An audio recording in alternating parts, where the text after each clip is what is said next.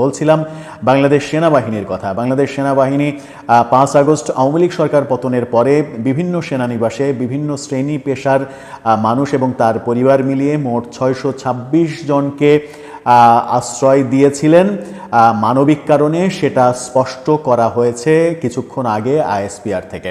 সেখানে সেনাবাহিনীর পক্ষ থেকে যা বলা হচ্ছে সেটা হচ্ছে জুলাই আগস্ট গণ অভ্যুত্থান পরবর্তী সেনানিবাসের অভ্যন্তরে প্রাণ রক্ষার্থে আশ্রয় গ্রহণকারী ব্যক্তিবর্গ প্রসঙ্গে সেনাবাহিনীর অবস্থান। ঢাকা 22 মে 2025 বৃহস্পতিবার। জুলাই আগস্ট 2024-এর ছাত্র জনতার গণ অভ্যুত্থানে বিগত সরকারের পতনের পর কতিপয় কুচক্রী মহলের তৎপরতায় সার্বিক আইন শৃঙ্খলা পরিস্থিতির ব্যাপক অবনতি হয়। ফলশ্রুতিতে সরকারি দপ্তর, থানাসমূহে হামলা, রাজনৈতিক নেতাকর্মী ও সমর্থকদের ওপরে আক্রমণ ও ঘরবাড়িতে অগ্নিসংযোগ, মব জাস্টিস, চুরি, ডাকাতি সহ বিবিধ বিশৃঙ্খলা দেখা দেয়। এই ধরনের সংবেদনশীল ও নাজুক আইন শৃঙ্খলা পরিস্থিতিতে দেশের নাগরিকদের মনে নিরাপত্তাহীনতার জন্ম নেয়। এমতাবস্থায় ঢাকাসহ দেশের প্রায় সকল সেনানিবাসে প্রাণ রক্ষার্থে কতিপয় রাজনৈতিক ব্যক্তিবর্গ সহ বিভিন্ন শ্রেণী পেশার নাগরিকগণ আশ্রয় প্রার্থনা করেন। উদ্ভূত আকস্মিক অস্থিতিশীল পরিস্থিতিতে সেনানিবাসে আশ্রয় প্রার্থীদের পরিচয় যাচাই বাছাই করার চাইতে তাদের জীবন রক্ষা করা প্রাধান্য পেয়েছিল। এই প্রেক্ষিতে 24 জন রাজনৈতিক ব্যক্তিত্ব, একেবারে স্পেসিফিক করা হয়েছে 24 জন রাজনৈতিক ব্যক্তিত্বকে তারা আশ্রয় দিয়েছিলেন। 24 জন রাজনৈতিক ব্যক্তিত্ব, 5 জন বিচারক, 19 জন অসামরিক প্রশাসনের কর্মকর্তা, 515 জন পুলিশ কর্মকর্তা ও সদস্য, বিভিন্ন পাবলিক বিশ্ববিদ্যালয়ের কর্মকর্তা সহ বিবিধ 12 জন ও 51 জন পরিবার পরিজন, স্ত্রী, শিশু সহ সর্বমোট 626 জনকে বিভিন্ন সেনানিবাসে আশ্রয় প্রদান করা হয়েছিল। সে সময় শুধুমাত্র মানবিক দায়বদ্ধতার কারণে আইন বহির্ভূত হত্যাকাণ্ড থেকে আশ্রয় প্রার্থীদের জীবন রক্ষা করাই ছিল মুখ্য উদ্দেশ্য। পরিস্থিতি উন্নয়ন সাপেক্ষে আশ্রয় গ্রহণকারীদের বেশিরভাগই 1-2 দিনের মধ্যে সেনানিবাস ত্যাগ করেন এবং এর মধ্যে 5 জনকে তাদের বিরুদ্ধে আনীত অভিযোগ ও মামলার ভিত্তিতে যথাযথ আইনি প্রক্রিয়া অনুসরণ করে আইন শৃঙ্খলা রক্ষাকারী বাহিনীর নিকট হস্তান্তর করা হয়। সেনানিবাসে অবস্থানকারী ও আশ্রয় প্রার্থীদের ব্যাপারে গত 18 আগস্ট 2024 তারিখে আইএসপিআর-এর আনুষ্ঠানিক সংবাদ বিজ্ঞপ্তি প্রকাশ করা হয় এবং একই দিনে 193 জন ব্যক্তিবর্গের তালিকা, 432 জন সাধারণ পুলিশ সদস্য, 1 জন এনএসআই সদস্য ব্যতীত বাকি যে তালিকা স্বরাষ্ট্র মন্ত্রণালয়ে প্রেরণ করা হয়, যা ছিল একটি মীমাংসিত বিষয়।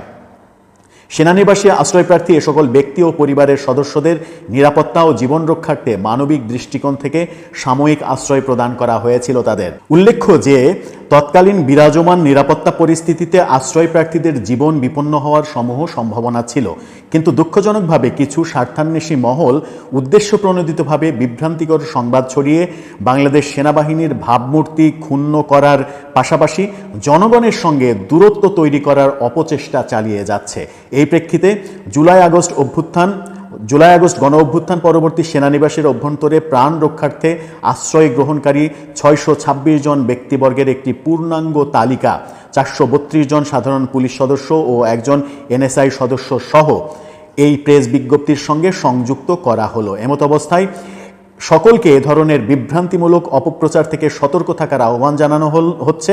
বাংলাদেশ সেনাবাহিনী দেশের সার্বভৌমত্ব রক্ষার পাশাপাশি পেশাদারিত্ব, নিষ্ঠা ও আস্থার সাথে জাতির পাশে থাকার অঙ্গীকার পুনর্ব্যক্ত করছে। এই তালিকা প্রকাশ করা হয়েছে, 626 জনের তালিকা প্রকাশ করা হয়েছে এবং সেনাবাহিনী থেকে স্পষ্ট বলা হয়েছে সেটা হচ্ছে যে মবের সৃষ্টি হয়েছিল সেই মব থেকে বাঁচানোর একেবারে স্পষ্ট করে বলা হয়েছিল যে কতিপয় কুচক্রী মহলের তৎপরতায় সার্বিক আইন শৃঙ্খলা পরিস্থিতির ব্যাপক অবনতি হয়েছিল। ফলশ্রুতিতে সরকারি দপ্তর, থানাসমূহে হামলা, রাজনৈতিক নেতাকর্মী সমর্থকদের উপরে আক্রমণ, ঘরবাড়িতে অগ্নিসংযোগ, মব জাস্টিস, চুরি, ডাকাতি সহ বিবিধ বিশৃঙ্খলা দেখা দেয়। এই কারণেই এই সকল মানুষজন যখন আশ্রয় চান সেনানিবাসে, তখন তাদেরকে সাময়িক আশ্রয় দেয়া হয়েছিল এবং সাময়িক আশ্রয় দেওয়ার পরে বিভিন্নভাবে তারা সেনাবাহিনীর যে আশ্রয়স্থল সেই আশ্রয়স্থল ত্যাগ করেছেন। এবং গত বছরের আগস্টে এই ব্যাপারে একটা প্রতিবেদনও স্বরাষ্ট্র মন্ত্রণালয়কে সেনাবাহিনী থেকে দেয়া হয়েছিল, একটা লিস্টও দেওয়া হয়েছিল। সেই ব্যাপারগুলো নিয়ে ধোঁয়াশা তৈরি করা হয়েছে সরকারের পক্ষ থেকেই। এক ধরনের সরকারের পক্ষের মানুষ, কাছের মানুষ এক ধরনের ষড়যন্ত্রমূলক অপপ্রচার চালিয়ে যাচ্ছিল দেশে বিদেশে থেকে। সেই ব্যাপারটা সেনাবাহিনী থেকে স্পষ্ট করা হলো এবং তালিকা স্পষ্ট করা হয়েছে। সব তালিকা তো আর পড়া সম্ভব নয়, সেখানে উল্লেখযোগ্য যাদের নাম রয়েছে রাজনীতিবিদদের মধ্যে, তাদের মধ্যে জুনায়েদ আহমেদ পলকের নাম এসেছে, শিরিন শারমিন চৌধুরী স্পিকার তার নাম এসেছে, হাবিবুর রহমান তৎকালীন ডিএমপি কমিশনার তার নাম এসেছে, সাইদুল হক সুমন আলোচিত কন্টেন্ট ক্রিয়েটর তৎকালীন এমপি তার নাম এসেছে, তানভীর হাসান সৈকত তৎকালীন জেনারেল সেক্রেটারি বিএসএল তার নাম এসেছে, চৌধুরী আবদুল্লাহ আল মামুন তৎকালীন আইজিপি তার নাম এসেছে, ডিজি র্যাবের নাম এসেছে হারুনুর রশিদ। এরকম যারা যারা ছিলেন, যাদের যাদের এই আপনাদের সুবিধার্থে তালিকাগুলো আমরা দিয়ে দিচ্ছি, সেই তালিকাগুলো যেগুলো দেয়া হয়েছে আইএসপিআর থেকে, সেই তালিকাগুলো আইএসপিআর থেকেও আপনারা জেনে নিতে পারবেন। এখন নিট অ্যান্ড ক্লিন যে কারা আশ্রয় গ্রহণ করেছিল, তারপর 5 জনকে আইন শৃঙ্খলা বাহিনীর হাতে সোপর্দ করা হয়েছিল বিভিন্ন অভিযোগের প্রেক্ষিতে। এই মুহূর্তে সেনা সদরে কিংবা কোনো সেনানিবাসে কোনো আশ্রয় প্রার্থী কেউ নেই, সেই ব্যাপারটাও সেনাবাহিনী স্পষ্ট করেছে।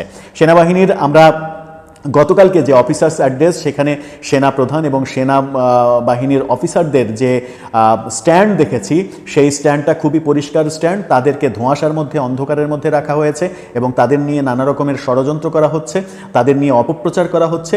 সেই অপপ্রচার কারা করছে তাদের ব্যাপারে সচেষ্ট হতে হবে, সরকারকে আরও সতর্ক হতে হবে, তা না হলে ব্যাপারগুলো আরও বেশি জটিল আকার ধারণ করবে। আমার মনে হয় যে আইএসপিআরের এই ব্যাপার স্পষ্ট করার পরে যারা সেনাবাহিনীকে নিয়ে ষড়যন্ত্র করছিল তাদের মুখ বন্ধ হয়ে যেতে পারে এখন, যদিও নানাভাবে নানা স্কেলে তারা আলোচনা হয়তো চালিয়ে যাবেন। কিন্তু আইএসপিআর যখন এই ব্যাপারটা স্পষ্ট করলো, তখন সেনাবাহিনী কি নতুন কোনো সিগন্যাল দেওয়ার চেষ্টা করলো? সেনাপ্রধান কি নতুন কোনো সিগন্যাল দেওয়ার চেষ্টা করলেন? সেনানিবাস থেকে কোনো সিগন্যাল প্রকাশ পেল এর মাধ্যমে?